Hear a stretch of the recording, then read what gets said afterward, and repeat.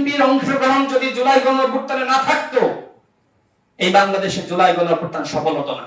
সার্জিস আলম কি করলো? ছাত্রলীগের এজেন্ট, সে মিছিলটা ওদিকে যাইতে দিল না।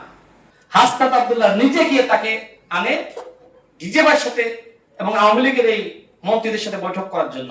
হাসনাত এবং সার্জিস ওই আওয়ামী লীগের সাথে বৈঠকে যাওয়ার জন্য অনেককে ফোন দিয়েছিল, কিন্তু কেউই রাজি হয়নি। আমি রাশেদ খান যে সত্য জানি সেটা আমাকে বলতে হবে, এটা আমার নৈতিক দায়িত্ব। কারণ কে বলেছে স্বৈরাচার এই স্লোগান দিচ্ছিল ছাত্র দলের নেতা, নামটা ভুলে গিয়েছি, না একজন দিছিল, নামটা আমি ভুলে গিয়েছি। তো ও স্লোগান দিছিল, আসিফ মাহমুদ পিছন থেকে গিয়ে ওকে থামাই। সাইফ তো সাইফ এই স্লোগান দিছিল, এই ভিডিও নিশ্চয়ই দেখেছেন। আসিফ মাহমুদ তাকে থামাই যে এই স্লোগান দরকার নেই, তুমি কি আমি কে, রাজাকার, কে বলেছে স্বৈরাচার। তার মানে কি? তার মানে ওই সময় পর্যন্ত আসিফ মাহমুদরা চাচ্ছিল কোটা সংস্কার আন্দোলন, কিন্তু যে সময় আসিফ মাহমুদ দেখলো এইভাবে 6 জন হত্যাকাণ্ডের শিকার হয়েছে, সেই সময় আসিফ মাহমুদ একটা গালি দিয়েছিল।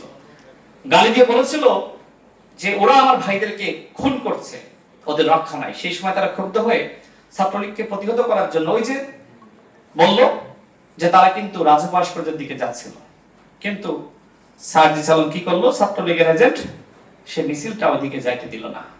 6 জন হত্যাকাণ্ডের শিকার হলো, আর ওই সার্জিস আলম মিছিলটা ছাত্রলীগকে প্রতিহত করার জন্য নিয়ে গেল না। আর যে ছাত্রলীগের এজেন্ট ছিল, এর থেকে বড় প্রমাণ আর লাগে? 19 জুলাই কি হয়েছিল? 19 জুলাই এত হত্যাকাণ্ড হলো, শহীদের রক্ত মারিয়ে আওয়ামী লীগের মন্ত্রীদের সাথে বৈঠক করলো। আপনার যদি ভয় লাগে, আমাদের মানুষ, আমাদের ভয় লাগতেই পারে, মোবাইলটা বন্ধ করে আত্মগোপনে চলে যেতেন, কোনো সমস্যা ছিল না।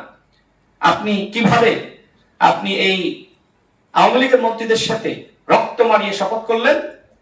আরেকটা ঘটনা বলি, আমি জুলাইয়ের এত ইতিহাস জানি তো, এই জন্য আসলে তাদের আমি শত্রু।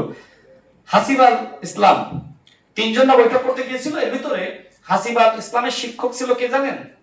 শিক্ষক ছিল হাসনাত আব্দুল্লাহ, যেটা ফোকাসে কোচিং করাইতো, মানে শিক্ষক ছিল, এবং হাসিব সেখানে ক্লাস করতো, এই জন্য ছাড় ডাকতো। এই হাসিব আল ইসলাম চাংখার বলে একটা মেসে অবস্থান করছিল। হাসনাত আব্দুল্লাহ নিজে গিয়ে তাকে আনে ডিজেবার সাথে এবং আওয়ামী লীগের এই মন্ত্রীদের সাথে বৈঠক করার জন্য। আর অনেককে ফোন দিয়েছিল বৈঠকে যাওয়ার জন্য, কেউই রাজি হয়নি। হাসনাত এবং সার্জিস ওই আওয়ামী লীগের সাথে বৈঠকে যাওয়ার জন্য অনেককে ফোন দিয়েছিল, কিন্তু কেউই রাজি হয়নি। তার মানে কি? সমন্বয়কদের একটা অংশ দেশপ্রেমিকের ভূমিকায় অবতীর্ণ ছিল, আর একটা অংশ আওয়ামী লীগের সাথে সমন্বয় করে আন্দোলনকে ব্যর্থ করার ভূমিকায় অবতীর্ণ ছিল। এটা জুলাইয়ের প্রকৃত ইতিহাস। যেহেতু জুলাই মাস, আসলে অনেক কথা জানি, বলতে হইলো। যদি আমার কথা কেউ চ্যালেঞ্জ করতে চাই, আমি চ্যালেঞ্জ দিতে প্রস্তুত আছি। যদি মনে হয় কোথাও মিথ্যা বলেছি, ভুল বলেছি, আমাদের আদালত আইন স্বাধীন, আমার মামলা দিতে পারে, কিন্তু সত্য কথা বলতে হবে। নাহিদ আসিফরা সত্য না বলতে পারে, কিন্তু আমি রাশেদ খান যে সত্য জানি সেটা আমাকে বলতে হবে, এটা আমার নৈতিক দায়িত্ব। কারণ জুলাইয়ের মির্জাফররা এখন বিএনপিকে হুমকি দিতেছে 7 দিনের মধ্যে পতন ঘটিয়ে দিবে, 1 মিনিটের মধ্যে পতন ঘটিয়ে দিবে। এত সস্তা নাকি জুলাই গণঅভ্যুত্থান? বিএনপির অংশগ্রহণ যদি জুলাই গণঅভ্যুত্থানে না থাকতো, এই বাংলাদেশে জুলাই গণঅভ্যুত্থান সফল হতো না। 31 জুলাই উদাহরণ দিয়েছি না? 31 জুলাই অনেকে প্রশ্ন করে যে বাংলাদেশের বর্তমান মাননীয় প্রধানমন্ত্রী, তার ভূমিকা কি? জনাব সালাউদ্দিন আহমেদ স্বরাষ্ট্রমন্ত্রী, তার ভূমিকা কি? আমাদের দয়া আপনারা প্রধানমন্ত্রী স্বরাষ্ট্রমন্ত্রী হয়েছেন, আরে বিএনপি দয়া করছে বলে এখনো পর্যন্ত রাজনীতি করতে পারতেছেন।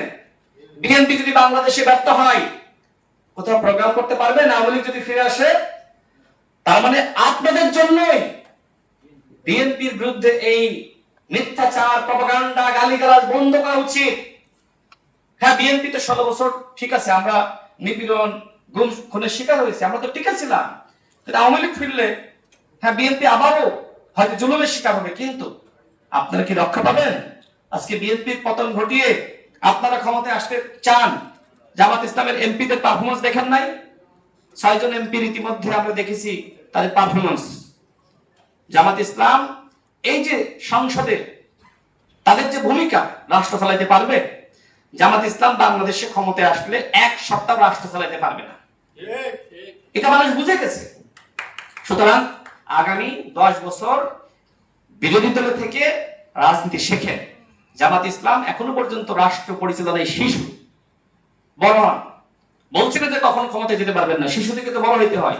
তো জামাত ইসলাম রাষ্ট্র পরিচালনার ক্ষেত্রে যদি অভিজ্ঞতা বলেন তাহলে সেক্ষেত্রে একটি শিশু দল।